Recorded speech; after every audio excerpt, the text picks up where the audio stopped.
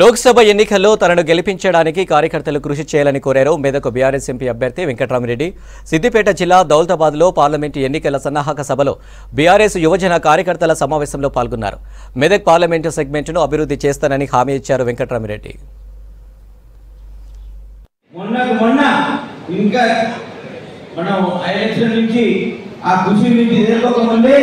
మళ్ళీ నన్ను మీ అభ్యర్థిగా ఎంచుకొని మీ ముందు నుంచి 54,000 ఓట్ల మెజారిటీతో ప్రభాకర్ రెడ్డి విధంగా గెలిపించారు.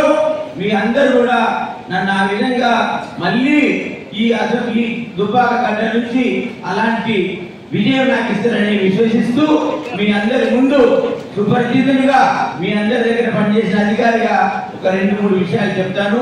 వేదిక మీద చాలా పెద్ద అందరు సీనియర్ నాయకులు ఉన్నారు.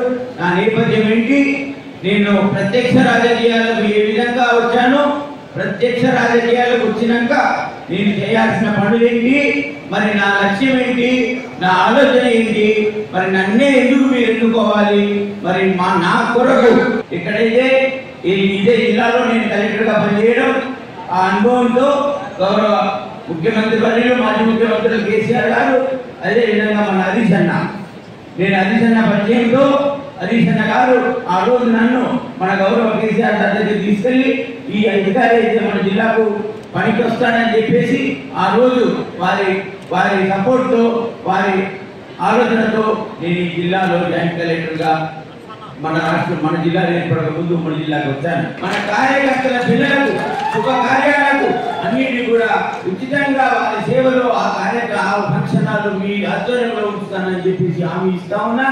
దానికి నాకు నిర్మాణం చేయడానికి 9 నెలల సమయం పడుతుంది. అప్రూవల్ చేసుకోవాలి, ప్లాన్ అప్రూవల్ చేసుకోవాలి. కాబట్టి 9 నెలలలో ఆ నిర్మాణం చేసి ప్రభాకర్ అన్న చేతుల మీదుగా, హరీష్ అన్న చేతుల మీదుగా, హరీష్ అన్నతో ఇనాగరేషన్ చెప్పేసి మీ అందరూ కూడా వాగ్దానం చేస్తా ఉన్నా. అక్కడ మనం శుభకార్యాలు చేసుకోవచ్చు. మన క్యాడర్ కానివ్వండి, మన దగ్గర ఉన్న నియోజకవర్గంలో నిరుపేద కుటుంబాలకు అందుబాటులో ఉంటుంది. మీరు మీ కుటుంబ సభ్యులు గ్రామాన్ని చర్చ పెట్టండి, నా ప్రోగ్రామ్స్ ముందుకు తీసుకెళ్ళండి, నాకు మీరు చేతోటి వాళ్ళగా ఉండండి. నేను హరీష్ అన్న డైరెక్షన్లో, ప్రభాకర్ అన్న గారి ఆధ్వర్యంలో మనం ఈ నియోజకవర్గాన్ని తప్పకుండా నేను నా అనుభవంతో ప్రభాకర్ అన్న సూచనలతో హరీష్ అన్న గారి డైరెక్షన్లో బాగా అభివృద్ధి చేస్తానని మీకు మళ్ళీ ఒకసారి మాట ఇస్తూ మీరు నన్ను ఆదరించండి, నన్ను గెలిపియండి. మీ పాటలో మీ జీవనంలో ఉంటాను. నేను ఇక్కడ ఎవరైతే మీరు వచ్చారో మీరందరూ కూడా యువత. ఏదైతే సిద్దిపేట అభివృద్ధి దూసుకెళ్ళిందో, గజ్వేల్ అభివృద్ధి కూడా దూసుకెళ్ళిందో, కలెక్టర్ గారిని అక్కడ అవకాశం దక్కిందో, ఇప్పుడు మన ప్రభాకర్ అన్నతో చేదోడు వాడుగా ఉండి ప్రభాకర్ అన్న ఆశీస్సులతో మన హరీష్ అన్నతో సిద్దిపేట నీటిగా దుబ్బాకను కూడా అభివృద్ధిలో